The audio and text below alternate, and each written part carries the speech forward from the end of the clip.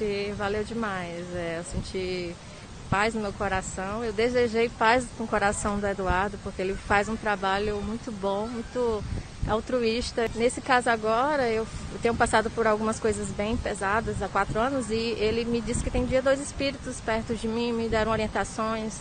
Eu senti muita firmeza nas orientações, me disseram para eu tentar o que eu estava querendo.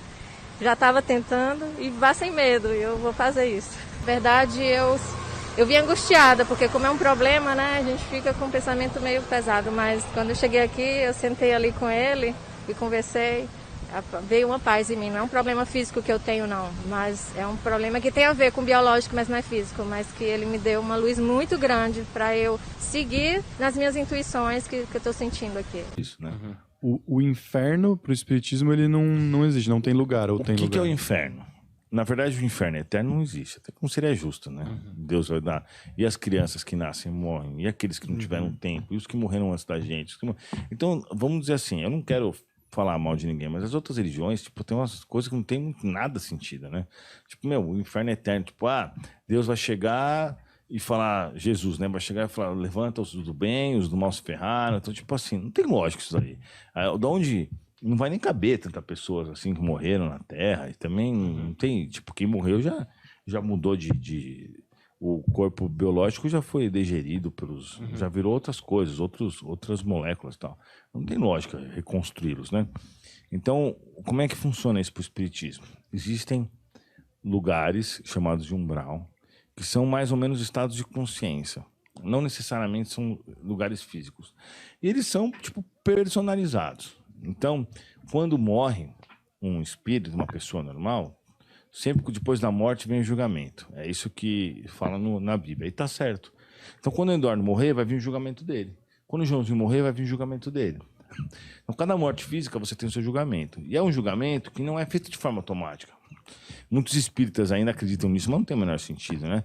E, tipo assim, tem gente que fala, você está na energia boa, você vai perder energia boa. Você está no ruim, você vai perder. Não é assim que funciona. Porque se você fez coisas boas na vida inteira e você tem um acidente, morre com medo, você vai pro inferno, pro umbral, não tem lógica. Então, existe um espírito que julga as pessoas, baseado na vida das pessoas, só que não é um espírito imperfeito como humano, é um espírito ultra inteligente e que tem acesso a todos os seus pensamentos e intenções. Então ele vai julgar você dependendo da sua inteligência, do seu conhecimento, da sua evolução e dos seus atos. E vai te mandar para o lugar que ele acha que você vai ficar melhor. Que ele acha não, que ele tem certeza, porque esses espíritos não erram. Então, ele vai, por exemplo, mandar o cara que morreu de cirrose para um lugar onde ele vai sofrer por causa disso. O cara que era muito violento, era maldoso, para um lugar que ele vai apanhar. Entendeu? Sempre compatível com os maiores danos que ele cometeu naquele lugar. Então, assim, não é algo muito... Por exemplo, vamos dar um exemplo do Lázaro, né? A gente fala do Lázaro. As pessoas perguntam, o Lázaro.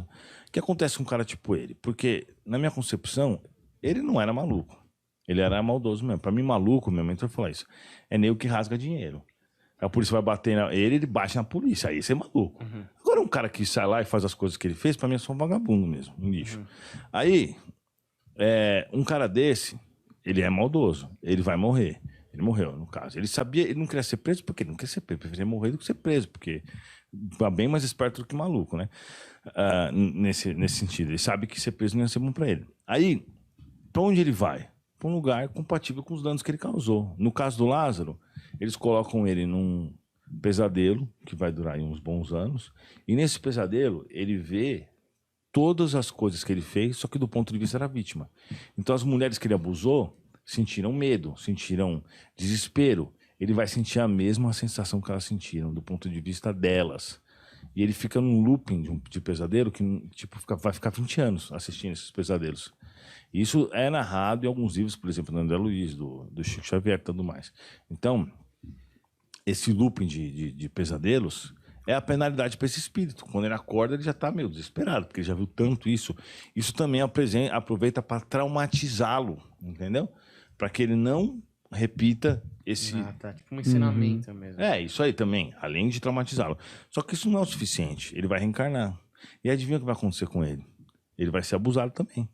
porque ele não fez isso para as outras pessoas. Deus não é injusto. Deus não vai deixar que uma pessoa seja abusada sem ter um motivo. Então ele vai reencarnar e ele vai ter que passar pelos mesmos problemas que ele fez os outros causarem. Então o umbral serve para dar aquela amolecida nele, para mostrar para ele que ele está errado, mas ele vai ter que passar por isso também, né? Porque toda vez que você infringe uma lei moral de Deus, você está plantando uma coisa ruim, você vai ter que ter essa colheita, inevitável, né? Tipo, aí um cara que nem Hitler, mas fala também de Stalin, porque o pessoal reclama que você só fala quando vai falar de alguém mal, fala de Hitler. Não sei se você simpatiza com ele, esse é o problema. Mas tem o Stalin também, a gente sabe. Por que tem uns doidos que simpatizam com ele? Porque são caras que viveram nessa época, que foram simpatizantes dele. É verdade. E até hoje, né? Até hoje. Então você não vê uns moleque de 20 anos, que os moleque amam o Hitler. Por que isso? Porque eles viveram naquela época. Então, naquela época, eles defendiam o Hitler e essas coisas. Eles estão com essa cabeça. Mas cuidado, que agora vocês vão se ferrar. Porque hoje em dia a sociedade mudou, né, velho? Naquela época até rolava, né? Hoje em dia... Mas assim, o que acontece com Hitler, Stalin? Stalin também foi terrível, as coisas horríveis. Vários caras foram, né? Sim. É que o Hitler teve destaque. Ele é mais pop, né? Mais tem pop. A questão do visual. No caso do Hitler... no caso do Hitler, ele foi condenado a ficar 1000 anos numa prisão. E com certeza, isso que as pessoas não refletem. Não deve ser só uma prisão que tem essas coisas. Ele deve estar se ferrando um monte por causa disso, né? E o Stalin, coisas semelhantes. Então, assim... Depois ele vai ter que reparar os danos que ele causou. Então, como ele ferrou com um monte de gente, ele provavelmente vai ter que ser um líder religioso aí que vai resgatar um monte de gente, entendeu? Porque, assim, aquela mulher que escravizou e que ferrou com um monte de gente, hoje vira professor daqueles que... Entendeu? É mais ou menos isso. É meio assim... Tem uma balança... Exato. Compensatória. Né? Isso. Tudo é compensado. Tudo... Exato. E não tem como estabelecer, tipo, o primeiro crime, porque eu fico pensando assim... Teve um primeiro cara que foi o primeiro abusador, entendeu? Então, mas a questão é que tipo assim, aí você fala assim, pô, mas se for assim não acaba? Não acaba. Só que pode até sair do nosso planeta o crime. Uma hora o planeta vai evoluir a ponto de não ter mais crime, mas isso vai continuar em outros planetas. Aquele mesmo crime, vamos dizer, o A abusou do B, o B abusou do C, o C abusou do D. Esse crime vai continuar. Ele vai existir sempre. Só que depois de um tempo, o A e o B e o C já passaram pelo erro que eles cometeram, já estão ok, entendeu? Você tá entendendo? Então, mas tipo assim, isso vai continuar e sempre vai ter, porque tem... Fala.